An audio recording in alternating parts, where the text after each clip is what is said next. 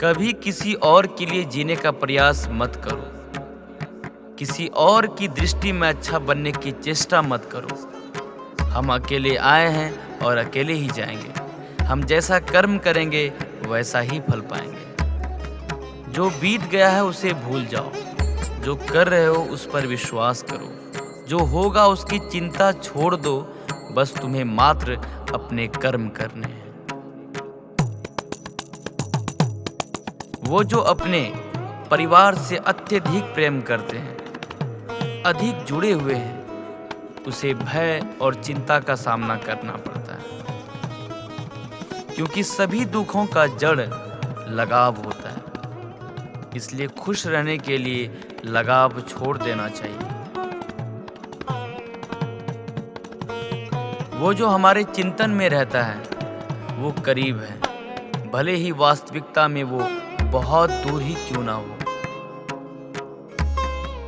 लेकिन जो हमारे हृदय में नहीं है वो करीब होते हुए भी बहुत दूर होता है।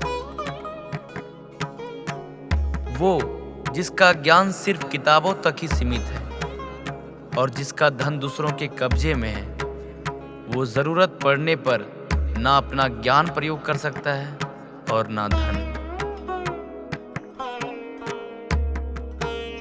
जो लोग परमात्मा तक पहुंचना चाहते हैं उसे वाणी, मन, इंद्रियों की पवित्रता और एक दयालु हृदय की आवश्यकता होती है। लोगों को अपने सपने मत बताओ, बस उसे पूरा करके दिखाओ, क्योंकि लोग सुनना कम और देखना ज्यादा पसंद करते हैं। कामयाब व्यक्ति की सिर्फ चमक लोगों को दिखाई देती है। उसने कितने अंधेरे देखे हैं ये कोई नहीं जानता।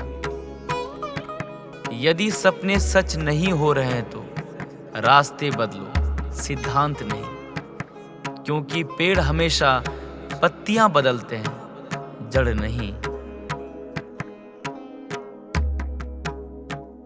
कोहरे से एक बहुत अच्छी बात सीखने को मिलती है कि जब जीवन में रास्ता ना दिखाई दे रहा हो तो बहुत दूर तक देखने की कोशिश व्यर्थ है। एक एक कदम चलते चलो, रास्ता खुलता चला जाएगा। दीपक का जीवन इसलिए वंदनीय नहीं है कि वो जलता है, अपितु इसलिए वंदनीय है क्योंकि वो दूसरों के लिए जलता है, दूसरों से नहीं जलता। अगर आपका कोई दिल दुखाए तो बुरा मत मानना।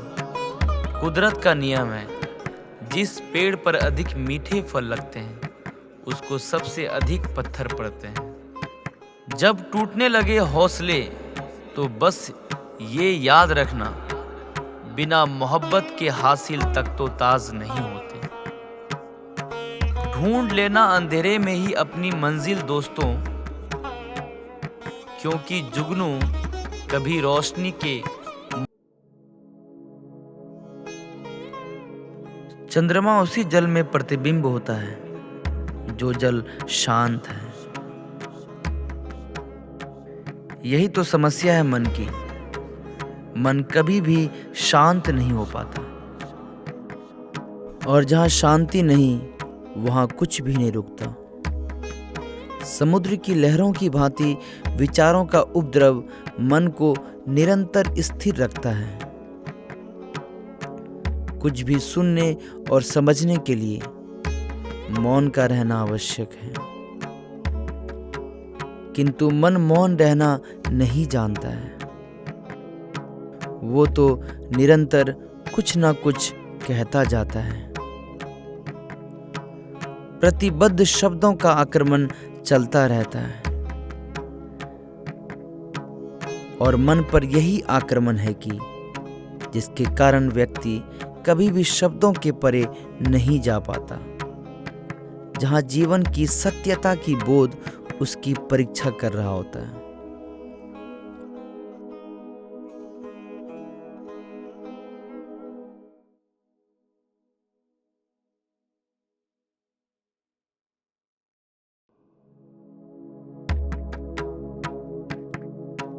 मैं वो हूं जो नहीं है, जो नहीं है वो मैं हूँ।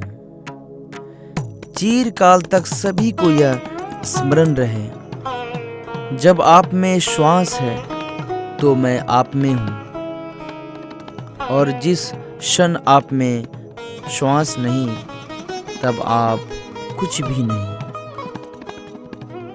सत्य को जानने के लिए वन में जाना अनिवार्य नहीं है।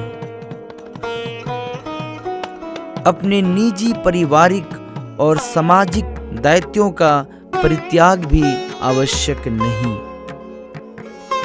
सत्य तो सदैव हमारे साथ है, हमारे सामने है, किंतु हम स्वयं धीरे धीरे उस पे अपने क्रोध, अपने अहंग व विचार और महत्वाकांक्षा जैसी कई सत्य हमसे नहीं है। हम स्वयं सत्य से दूर हो जाते हैं। शिव जी को महायोगी कहा जाता है, क्योंकि उन्होंने ब्रह्मांड की भलाई के लिए घंटों ध्यान लगाया था।